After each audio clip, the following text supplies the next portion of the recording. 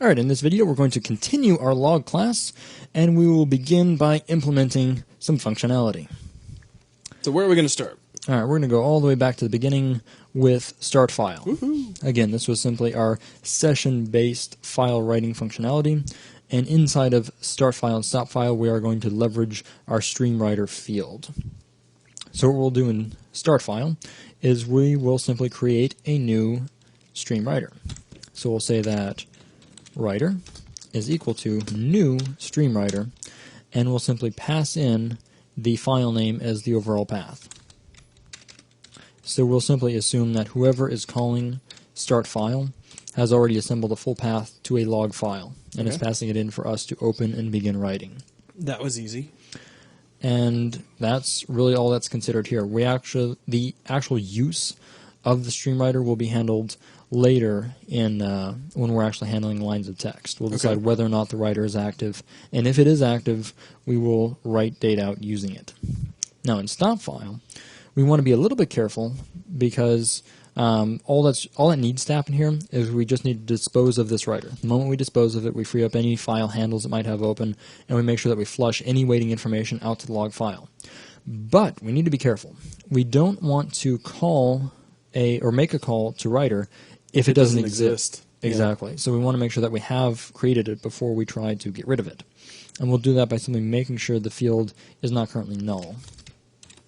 So if writer is not equal to null, so literally is not null, then we can safely dispose it. Writer.dispose. And then just to make sure that we remember that we've taken care of the writer, we'll reset that field to null. So we'll say writer is equal to null. Because again, we're dealing with a garbage collection scenario where even though we call dispose, technically there might be some references left until the garbage collector really gets around making sure that it goes away entirely. Sure, so just to be on the safe side, we'll go ahead and set that back to null so it doesn't get triggered again. Exactly, simply because null is the indicator to us as to whether or not the writer is active. We just reset that to null, and then we know as a marker, regardless of anything else that's happened, that, okay, no, he's already been set to null, don't bother trying to dispose it. All right. This brings us to initialize. All right, initialize. Time to get some stuff set up inside of our log. Of course, we've got some information coming in, and we need to store all of that information. Font, texture, and bounds get stored directly into bounds, font, and texture, the fields. So we'll do that right off the bat. We'll say log.font is equal to the incoming font parameter. Log.texture is equal to the incoming texture parameter. Yeah. And log.bounds is equal to bounds. Is equal to bounds. Pretty easy so far.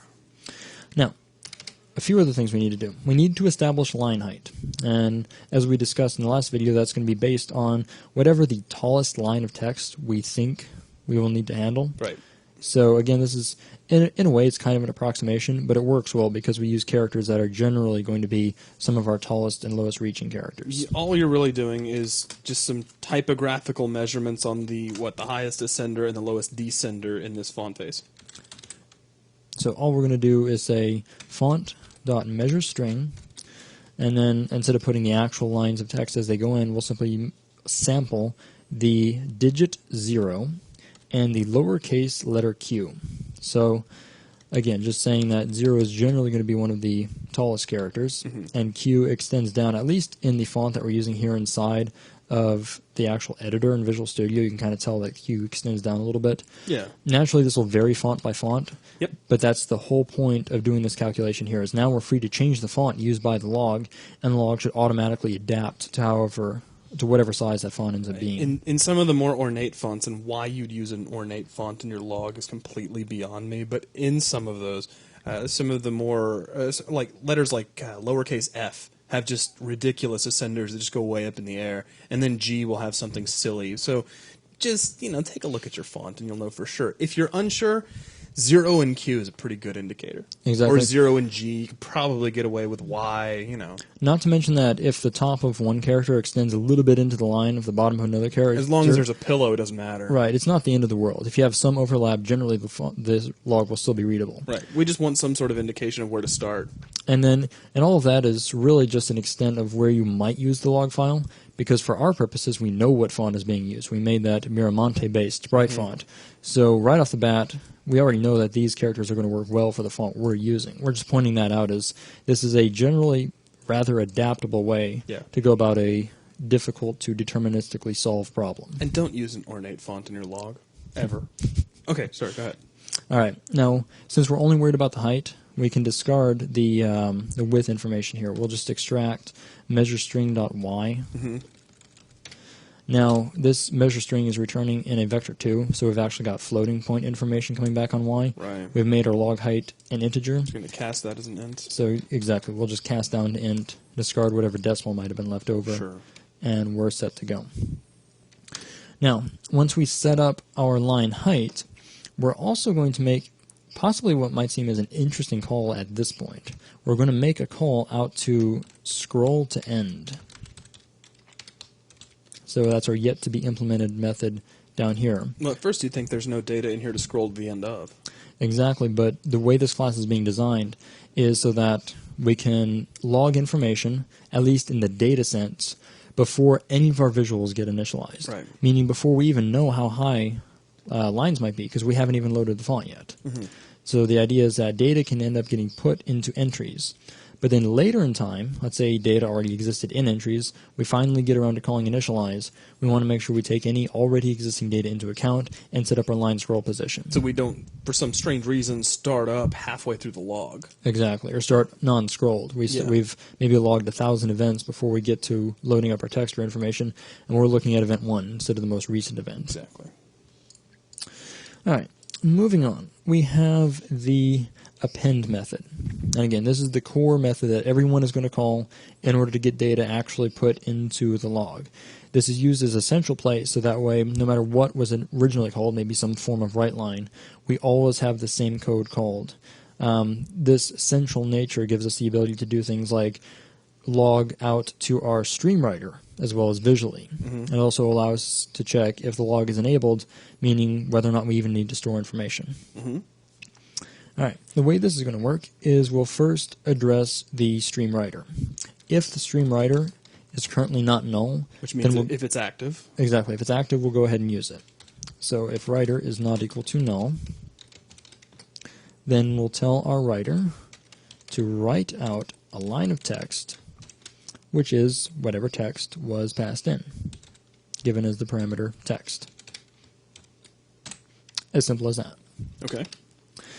Now we will do a check and see if the log is enabled. An interesting thing to point out here is that enabled controls the visual aspect. The interesting thing is that the log will continue to log a file session even if we disable it. Okay. Now, generally, we're not going to enable and disable the log while the game is running, so you're not going to run into a case where you would turn on the file session and then turn off enabled. So this is going to be more like a debugging tool where you'll start the game with the log on or start the game with the log off. Right. And the whole idea is if you start the game with the log off and you're never going to see it, don't put any data into the list. Okay. So what we'll do is we'll say that if our log is enabled, or rather if not enabled, because basically what we're going to do is just return if we're not enabled. So if if not log.enabled, then we will simply return. Yeah. And so we jump out, and then anything that comes after will simply not get run. Okay. Now, if the opposite was true, if the log was enabled and execution gets down to this point, what we'll do is we will add the given text to our entries list and then make sure that our scroll setting is updated. So we will say entries.add, and we will add in the text string. Once we get this added in, we'll make a call to scroll to end to make sure we are indeed looking at the last line of text added to the log, and that takes care of append. Okay. So now we're to the one that we said earlier has some funny math in it. Right. This is where things get a little bit interesting because we need to do some calculations. We need to see how much we have overflowed the space given to us in our log. We need to go back and forth between pixels and lines. So there'll be some interesting stuff here. Mm-hmm. Now, before we jump into the mathematical explanations, what I want to do is actually drop in some of the variables that will be used, just so we get an idea of what things we'll be working with. Okay. We're going to begin with an integer called buffer height. For now, I'm just going to declare it. I'm not actually going to use it. Okay. And we can move on to the second one, which is going to be called lines overshoot. So int lines overshoot. And with these variables used in a calculation, we need to end up storing a result into the offset field. If you remember earlier, we have offset, which should be the amount in pixels that we need to scroll in order to accommodate all the text. So this will be equal to something. Some stuff. All right, well, let's talk for just a minute about this. Now, we've built this up a lot, and it's probably actually really simple. So if we get done with this explanation, you're rolling your eyes going, hey, that wasn't that hard. Well, okay, that's just how it goes. So here's our variables. We have buffer height. Now, technically, what is the buffer height? Well, this is simply a measurement of how high the overall data in our log is. Okay. We've already established that individual lines of text have a height. I'm going to actually put that in quotes. So it's like height of the data in the log. So in case in point, like if you had a spreadsheet and you took all of the lines of data in that spreadsheet and measured how tall they were, you'd have the buffer height in this case. Now, how are we coming up with the buffer height? Well, earlier, we've already stored the field line height, and we've already seen and initialized that does indeed get set. We know how high each line of text is going to be.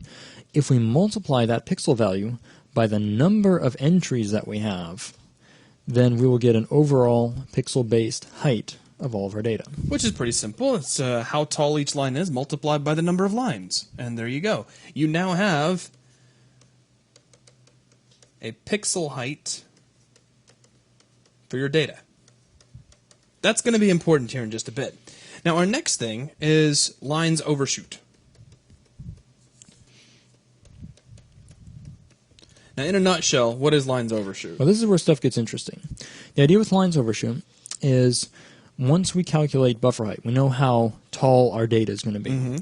We also have that bounds rectangle that tells us how tall our actual log box is. Now here, we could actually sketch that out. Here, I'll fly away for just a minute. We have our... I love it when I do that. Hang on, let me undo that. Bink. Let's draw a theoretical log. So here's our log window. So this is our box. It's going to contain all of our log information, and it has a given height. And that rectangular bounds are going to tell us exactly how high it is. Right. Now we're also going to have a height for our data.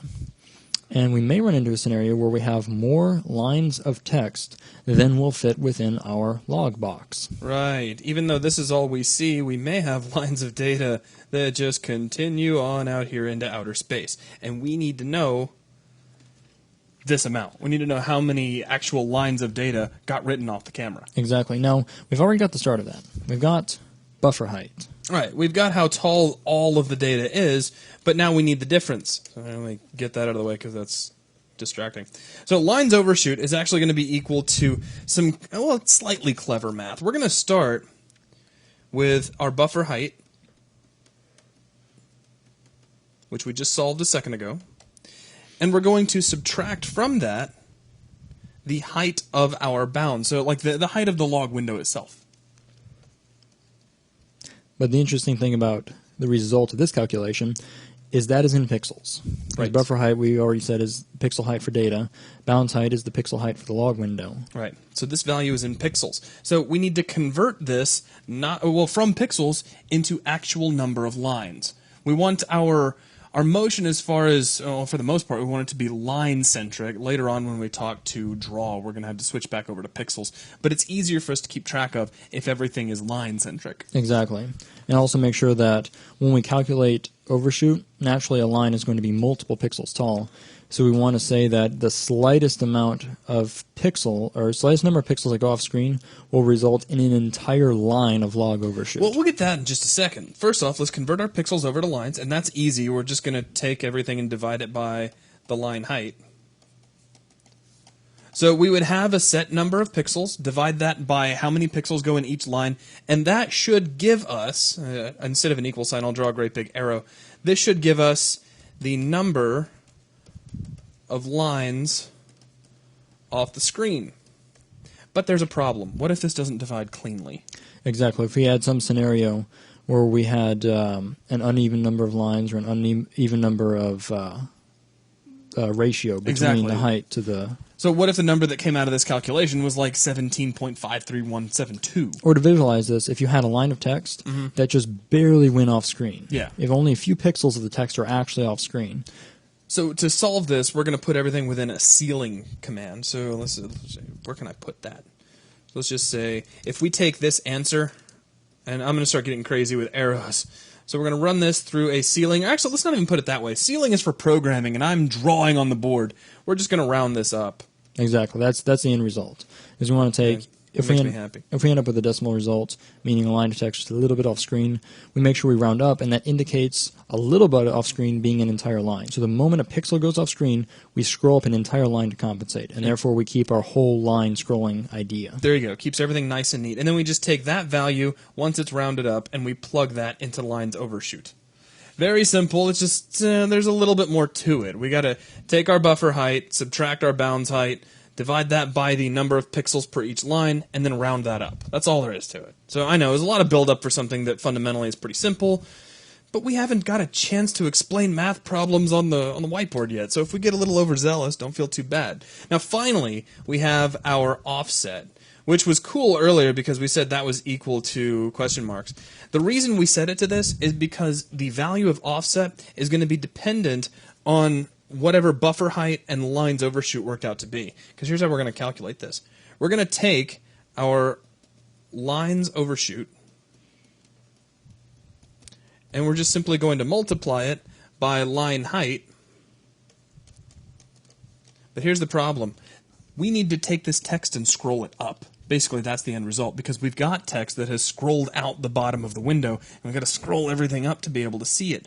The problem with that is that scrolling upward requires a negative number. So we're going to take our lines overshoot, make it negative, multiply by line height, and that's our offset in lines. Exactly. We've calculated how many lines past the bottom we've gone. We need to move everything up so we can see those bottom lines, and so we move negative lines overshoot. And then by multiplying everything by the value of line height, we've actually converted everything back to pixels. And that's going to be important later, so when we actually call the draw system to move things around, we can feed it a pixel number, and we know exactly how many pixels to move it. Exactly. So now that we have an overview of the math behind all of this, let's go ahead and get it all coded in. All right, so back to Visual Studio, and now we can work out all of these values, beginning with buffer height. Now again, we said that buffer height is going to be equal to the height of an individual line times the number of lines. The number of lines can be found by looking in the entries list and getting its count. So, very simple. Now, lines overshoot. Now, this is the one that needs to be broken down a little bit. We're going to begin with the difference of our overall data height, buffer height, and we're going to subtract from that our bounds height, our overall log window height. The height of the window, yeah. So if we begin with just these, we have buffer height minus bounds. And looking up, this will be log dot bounds dot height. So this alone gives us how many pixels we want off the bottom of the screen. Now I'm going to throw some parentheses around this and get to just to keep the order of operations straight here. So once we get this value, then we'll divide by the line height to get this offset in terms of whole lines. So we will divide by line height. Now one thing I'll point out here is the fact that since we're working with all integers with buffer height, the bounds height, and the line height, I'm going to cast this line height over to float before we actually run the division. Just to give you a float response? Exactly, just to make sure that the calculation will be done in terms of floating point numbers.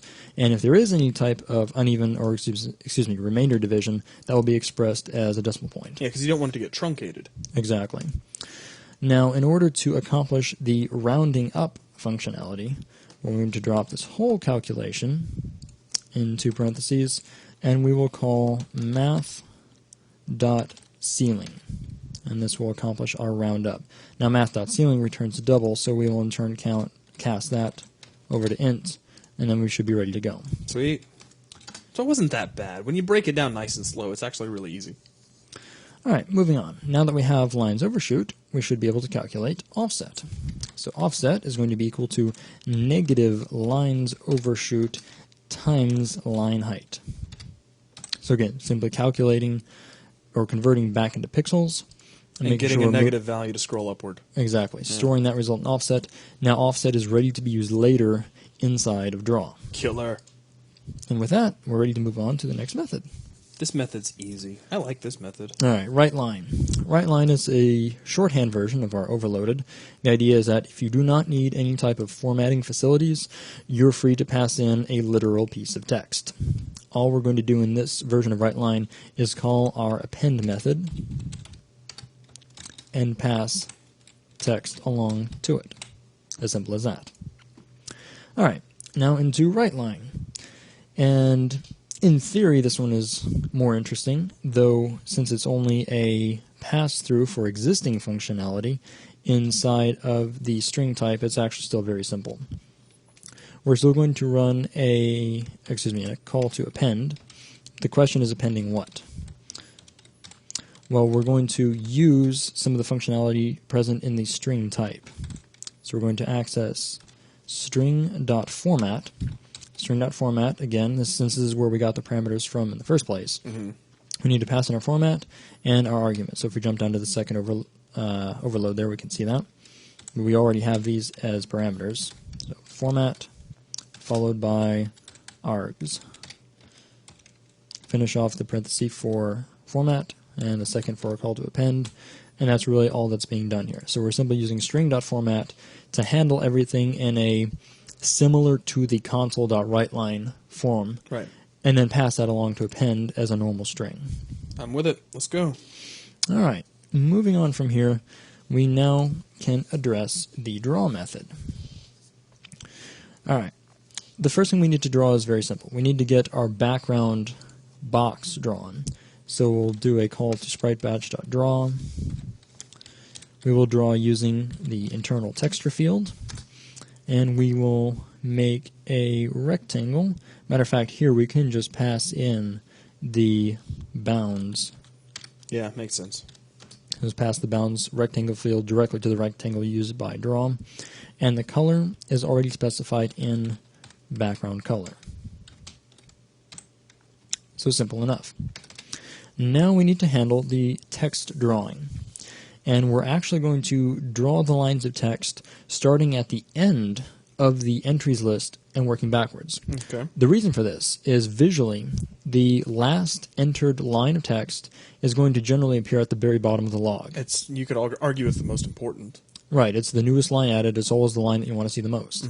We've already got the scrolling code in place to handle what lines end up going off screen. Right. And the idea is, since we have already calculated the scroll offset to the bottom, we start at the bottom, work our way up, and the moment we go past the top of our log box, we're done drawing.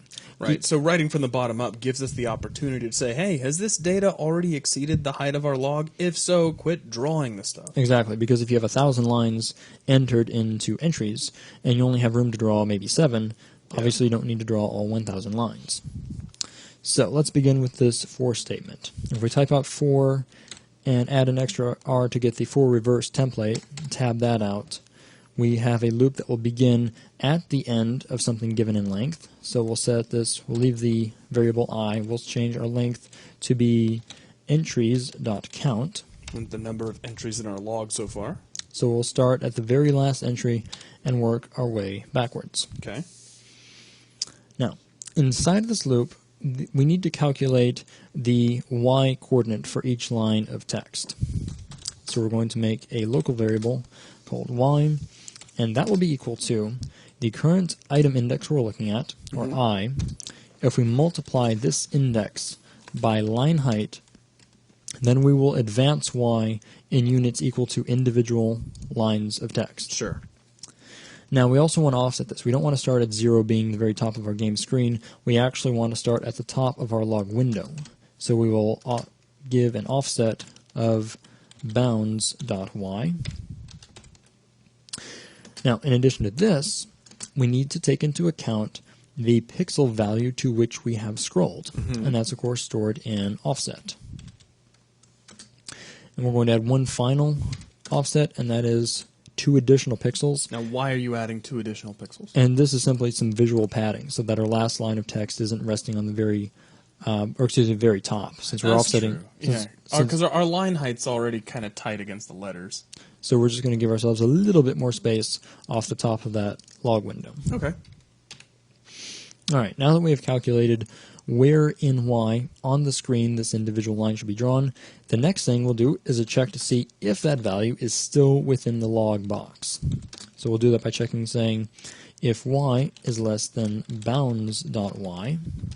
If this is indeed the case, Y has stepped past the top of our log. That means that particular line has been given a coordinate that is beyond the top of the log. And if we reach that case, there's no reason to draw that line or any lines after it. So break out. So we're simply going to break out of the loop, and then that'll take care of our for loop. Yeah, that makes sense. Now, if Y was within the log box, we do want to draw that line of text. So we'll call spritebatch.drawString. We'll draw using the internal font field. The text will be whatever entry we're currently looking at, or entries sub I. Sub I. Right. And the position, well, we've got the Y position already established. The X position isn't going to change. It's going to be wherever the log is, plus maybe a few pixels just for padding. So we'll make a new vector 2, and our X value will simply be the log bounds.x plus 5. Maybe give 5 pixels of padding. And our Y value has already been established in the variable Y. Gotcha. Very cool. All right, last thing we need to feed in is the color of our text, which we have in text color. That finishes off the call to draw, and that finishes off the draw statement. Yeah, we've figured out where everything's going to be and whether or not it's going to get drawn. So very briefly here, I'll build, just make sure that this class gets saved out. We don't have any syntax errors at this point, so that is the log class all coded and put together. And at this point, we have taken care of all of the functionality for the various methods in log. And I'm going to go ahead and we'll call this video here, and then we'll move on continuing the rest of the implementation after the break.